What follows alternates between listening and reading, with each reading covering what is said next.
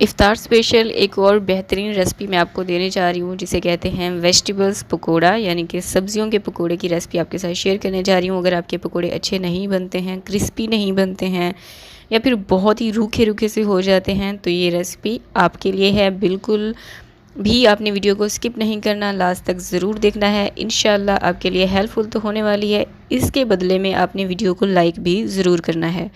अस्सलाम वालेकुम, मैं हूँ उर्वा और आप देख रहे हैं ice and spice YouTube channel. तो चलिए टाइम वेस्ट किए बिना रेसिपी स्टार्ट करते हैं। सब्सक्राइब करें ice and spice YouTube channel को, साथ में घंटी का बटन प्रेस करके ऑल पे क्लिक करें और पाएँ डेली अपडेट।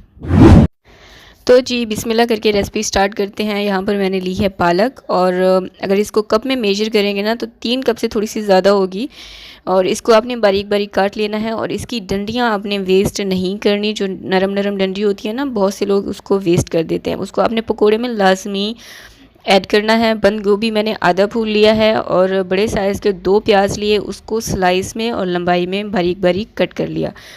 एक बड़े साइज़ की मैंने गाजर ली है। गाजर क्योंकि मीठी हो रही है, मैंने गाजर की कुटी थोड़ी सी कम रखी है, और इसको भी बारीक और लंबाई में कट कर लेना है। एक बड़े साइज़ का मैंने आलू लिया, उसको भी बारीक लंबाई में काट लेना है। 4 से 5 मैंने तेज़ वाली हरी मिर्चें ली थी, उसको बारीक आपने चॉप कर लेना है। अपने जायके के मुताबिक भी आप ले सकते हैं।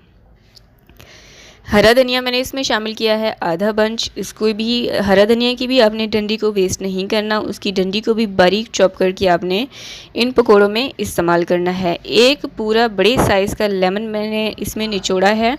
अच्छा, धनिए का फ्लेवर ना इसमें बहुत अच्छा आता है, और पालक की डंडी का फ्लेवर भी बहुत अच्छा आएगा। इसलिए मैं आपसे ये एक्स्ट्रा आपके लिए टिप है कि आपने इनको लाजमी फ़ॉलो करना है। स्पाइसेस में मैंने ली हैं कुटी हुई लाल मिर्चें 1 चाय का चम्मच, भुना कुटा ज़ीरा मैंने लिया है 1 चाय का चम्मच, नमक मैंने लिया है 1 चाय का चम्मच, लाल मिर्चों का पाउडर मैंने लिया 1 चाय का चम्मच, और कुटा हुआ धनिया लिया है 1.5 खाने का चम्मच, और हल्दी 1/3 चाय का चम्मच। अगेन जो मिर्चें वगैरह स्पाइस मैंने जो डाला है उसको आप कम भी कर सकते हैं, और अपने टेस्ट के मुताबिक ज़्यादा भी कर सकते हैं। अब इन तमाम वेजिटेबल्स को और मसालों को अच्छे से आपने मिक्स करना है। उसके बाद मैं इसमें डालूँगी बेसन। अच्छा, यहाँ पर ना आप चावल का आटा भी इस्तेमाल कर सकते हैं, और मैदे का भी थोड़ा बहुत इस्तेमाल कर सकते हैं। बहुत से लोग इन दोनों चीज़ों का इस्तेमाल करते हैं, लेकिन फिर ना बहुत ज़्यादा वो रूखे रूखे से हो जाते हैं। मैंने ट्राई किए हैं, तो हम ऐसे ही जो बेसन मैंने इसमें डाला है 3 कप के जितना मैंने इसमें बेसन डाला था। वेजिटेबल्स क्योंकि मैंने फ्रेशली वॉश की हुई थी, तो इसमें मैंने पानी डालने की ज़रूरत ही नहीं महसूस हुई। आप पानी मत डालिएगा, ठीक है।